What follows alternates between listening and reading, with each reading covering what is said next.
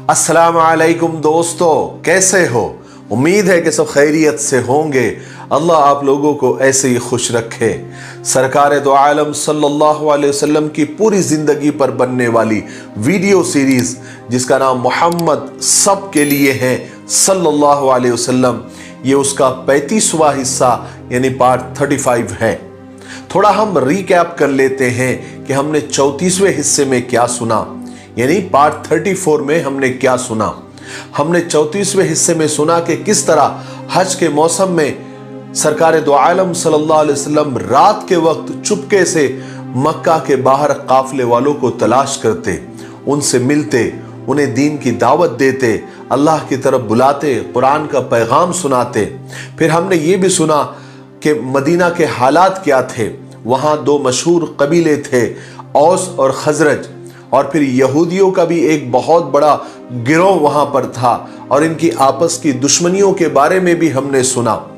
और ये भी सुना कि 6 लोग एक साल हज के लिए मक्का आए, आप सल्लल्लाहु अलैहि वसल्लम के हाथ पर ईमान कबूल किया।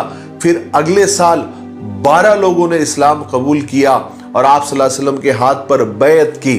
और जब वापस जाने लगे तो आप सल्लल्लाहु अलैहि वसल्लम ने मुसअब बिन उमैर को साथ में कर दिया ताकि मदीना जाकर वो लोगों को दीन सिखाए, कुरान सिखाए, लोगों को अल्लाह की तरफ बुलाए। और हजरत मुसअब बिन उमैर रज़ी अल्लाह तआला अन्हु ने ये काम बहुत खूबी के साथ अंजाम दिया। चलिए आगे सुनते हैं।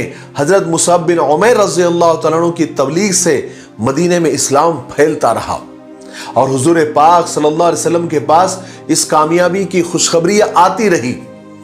रसूल पाक सल्लल्लाहु अलैहि वसल्लम जो अल्लाह का पैगाम लेकर आए थे वो मक्का वालों ने तो कबूल नहीं किया, लेकिन मदीना वालों ने सर झुकाकर कबूल किया। इसलिए उन्होंने आप सल्लल्लाहु अलैहि वसल्लम की मदद करने और हिफाजत करने का फैसला किया। वो चाहते थे कि किसी तरह हुजूर पाक सल्लल्लाहु अलैहि वसल्लम हमारे साथ रहें और हमको उनके साथ रहने का शर्फ हासिल हो। इसलिए वो आपस में मशवरा करने लगे, आपस में बात करने लगे कि आखिर कब तक रसूल पाक सल्लल्लाहु अलैहि वसल्लम को हम इस तरह छोड़े रखें कि आप मक्का के पहाड़ों में परेशान फिरते रहें और अपने मददगार की तलाश करते रहें। आखिरकार मदीने वालों ने फैसला किया कि वो हज के मौसम में मक्का जाएंगे और रसूल पाक सल्लल्लाहु अलैहि वसल्लम से मदीना आकर बस जाने की दरख्वास्त करेंगे और आपकी हिमायत का, आपकी मदद का और आपकी हिफाजत का वादा करेंगे, अहद करेंगे। इसलिए उसके बाद हजरत मुसअब बिन उमैर रज़ी अल्लाह तआला अन्हु मक्का वापस चले आए और आप सल्लल्लाहु अलैहि वसल्लम को वहां के सारे हालात बताए और आप सल्लल्लाहु अलैहि वसल्लम ने भी मदीना के हालात मालूम किए। जब हज का मौसम आया तो मदीने के ईमान वालों की एक बड़ी तादाद हज के लिए मक्का आई और ईमान वाले इसी नीयत से आए थे कि वो अपने फैसले के मुताबिक और अपने वादे के मुताबिक आप सल्लल्लाहु अलैहि वसल्लम के हाथ पर बैत करेंगे और आपकी हिफाजत का, आपकी मदद का वादा करेंगे और आप सल्लल्लाहु अलैहि वसल्लम को मदीना आकर बस जाने के लिए तैयार करेंगे। लेकिन मदीना वालों ने अपने इस इरादे का इजहार मक्का वालों पर होने नहीं दिया। फिर काबे में रसूल पाक सल्लल्लाहु अलैहि वसल्लम से उन लोगों की मुलाकात हुई, थोड़ी बातचीत हुई, आपस में राय मशवरा हुआ और राय मशवरे से एक जगह तय की गई कि रसूल पाक सल्लल्लाहु अलैहि वसल्लम और सब मदीना वाले वहां पर एक जगह जमा होंगे।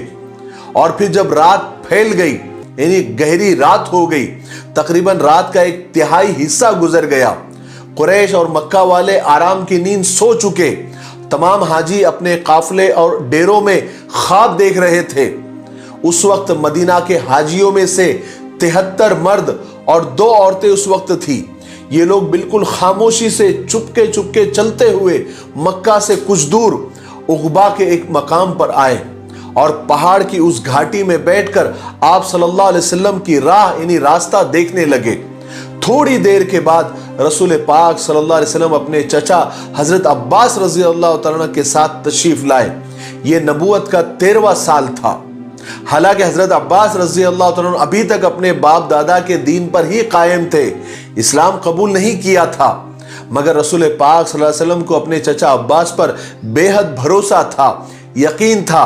इसलिए उनको अपने खास राजदारों में शरीक किया हुआ था।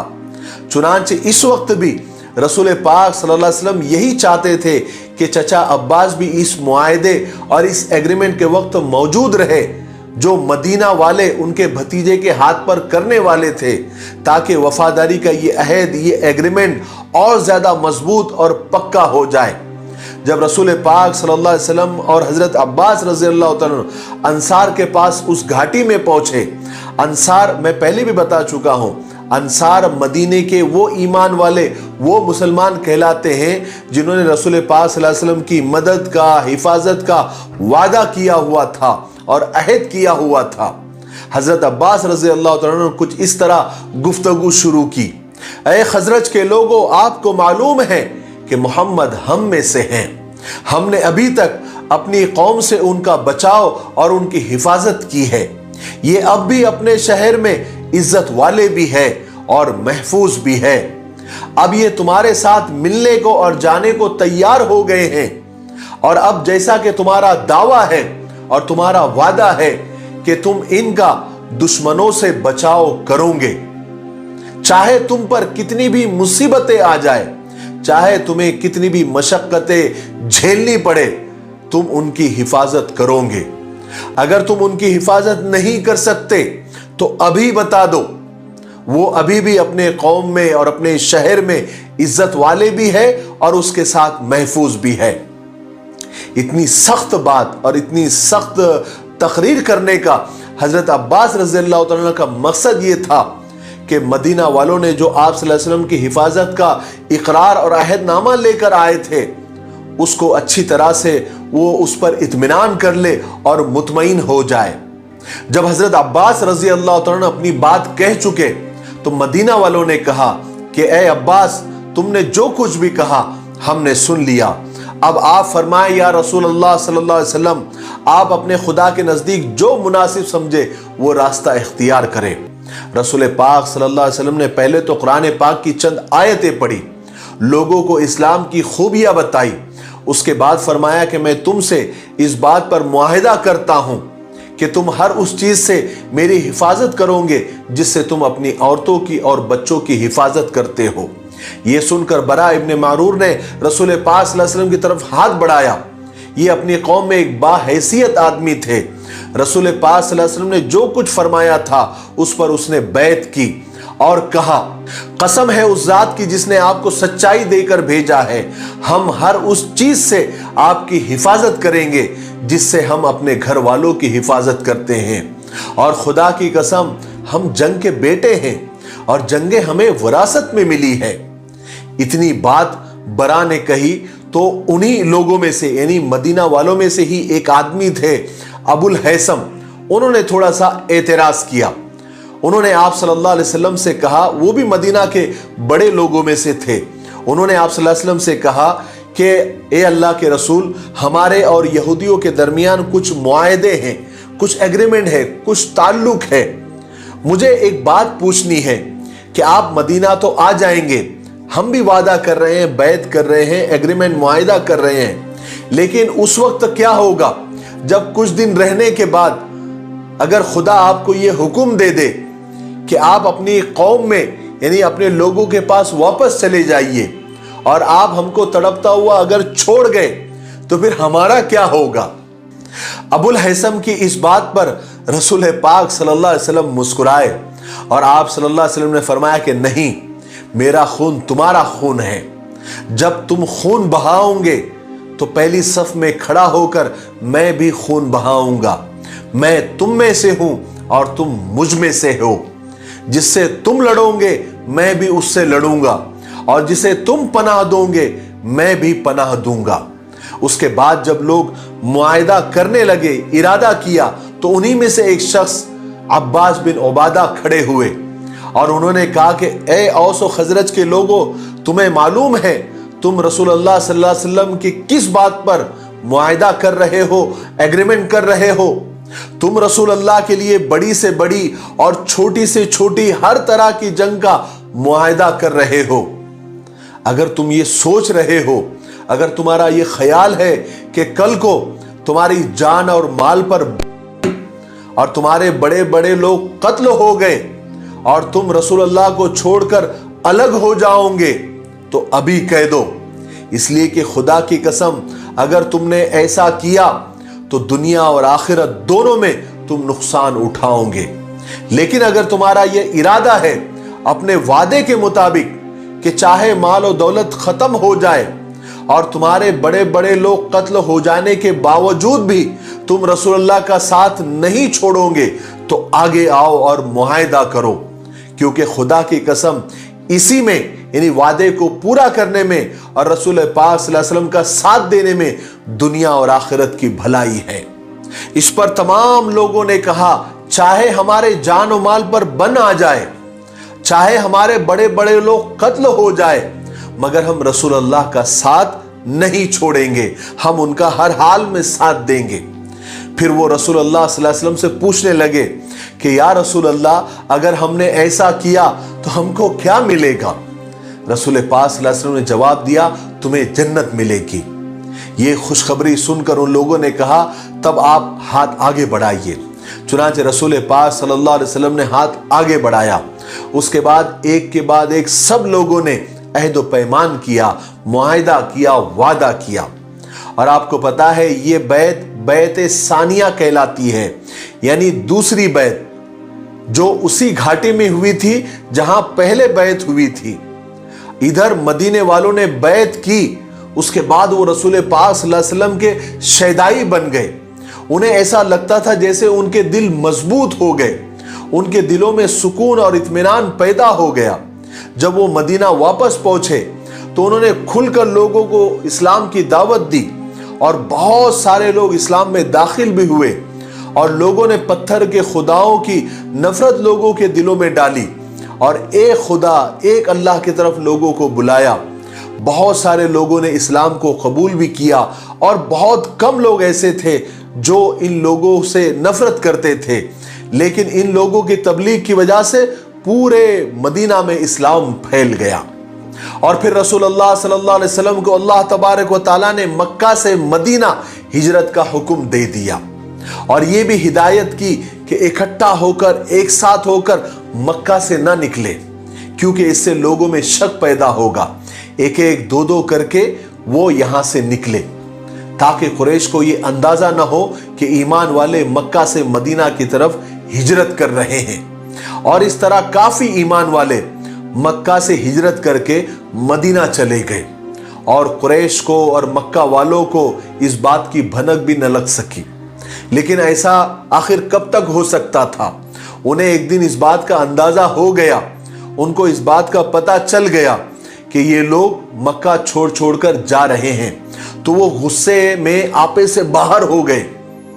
उनके दिलों में इंतकाम की आग भड़क उठी।